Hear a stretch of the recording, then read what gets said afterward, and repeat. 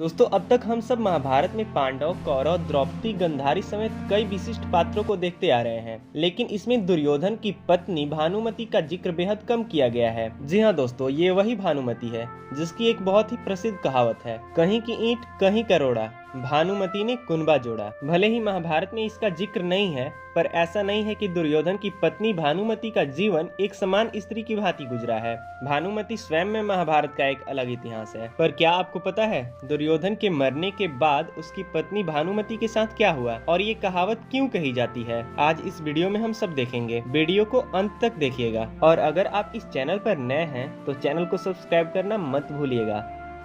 दोस्तों, बताया जाता है कि भानुमति कलिंग के राजा चित्रांगद की बेटी थी। भानुमति धरती पर द्रौपदी के बाद सबसे सुंदर महिला थी। बेहद सुंदर, सुशील और चतुर भानुमति अर्जुन से विवाह करना चाहती थी। वह बेहद विनम्र स्वभाव की महिला थी। जब भानुमति बड़ी हुई तो उसके पिता ने उसका स्वयंवर रचने की योजना बनाई। स्वयंवर में सभी क्षत्रियों को निमंत्रित किया गया था। वहीं दुर्योधन भी अपने मित्र कर्ण के साथ पहुंचा। मन में अर्जुन को पाने की इच्छा रखने वाली भानुमति उसका इंतजार कर रही थी, लेकिन स्वयंवर में अर्जुन नहीं गए। जब पधारे गए क्षत्रियों में से भानुमति अपना वर चुनने को मजबूर थी, तब उसने एक सुंदर युवक को वरमाला पहनाने का निश्चय किया। यह बात दुर्योधन से सहन नहीं हुई और वह उस स्वयंवर से भानुमति को उठा लाया। भानुमति किसी भी सूरत में दुर्योधन से विवाह नहीं करना चाहती थी, लेकिन उसके अपहरण में दुर्योधन के मित्र कर्ण ने भी उसका साथ दिया था। इधर राजा चित्रांगद भी अपनी बेइज्जती के कारण दुर्योधन से बेहद नाराज थे, लेकिन विवश भानुमति दुर्योधन को अपना पति स्वीकारने के अलावा कुछ और कर नहीं सकती थी।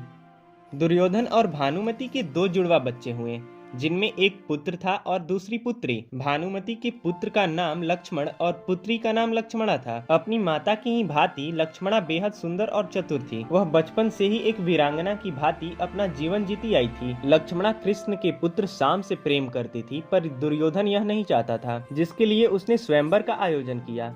लेकिन दुर्योधन की योजना तब विफल हो गई जब कृष्ण के पुत्र शाम ने लक्ष्मणा को भगाकर शादी कर ली। गुस्साए दुर्योधन ने शाम को कारागृह में डाल दिया। जब यह बात बलराम को पता चली तो वह बहुत गुस्सा हुए और दुर्योधन पर प्रहार करने पहुंच गए।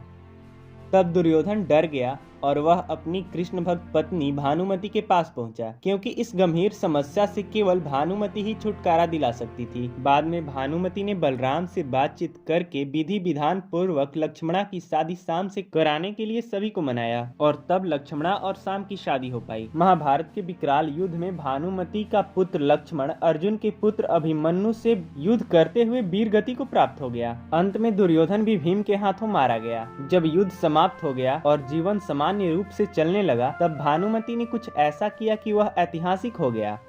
दरअसल युद्ध समाप्ति के कुछ समय बाद भानुमति ने अर्जुन से पुनर्विवाह करने की इच्छा जाहिर की। उस समय ऐसा नियम था कि विवाह करने से दो पक्षों के बीच का बैर समाप्त हो जाता है। भानुमति ने ये फैसला इसलिए लिया क्योंकि वह सदा सदा के लिए कौरवों और पांडवों के बीच का वह बैर समाप्त करना चाहती थी, जो भयंकर नरसंहार लेकर आया था। वह पूरे परिवार को फिर से एक बार एक साथ लाना चाहती थी। अर्जुन ने भी भानुमति का यह प्रस्ताव स्वीकार किया और उसे अपनी पत्नी के रूप में अपना लिया। कहा जाता है कि कौरवों और पांडवों के बीच का अद्भुत बैर केवल भानुमति ही दूर किया था। इसीलिए भानुमति पर यह कहावत बैठ गई कि कहीं की ईंट कहीं करोड़ा, भानुमति ने कुनबा जोड़ा। दरअसल भले ही भानुमति महाभारत के इतिहास में उतना चर्चित नहीं है, पर इसने महाभारत के युद्ध को एक अलग ही नजरिए से देखा और सदा सदा के लिए पांडवों और कौरवों के बीच का ये बैर समाप्त कर दिया। क्या आप भानुमति के बारे में जानते थे?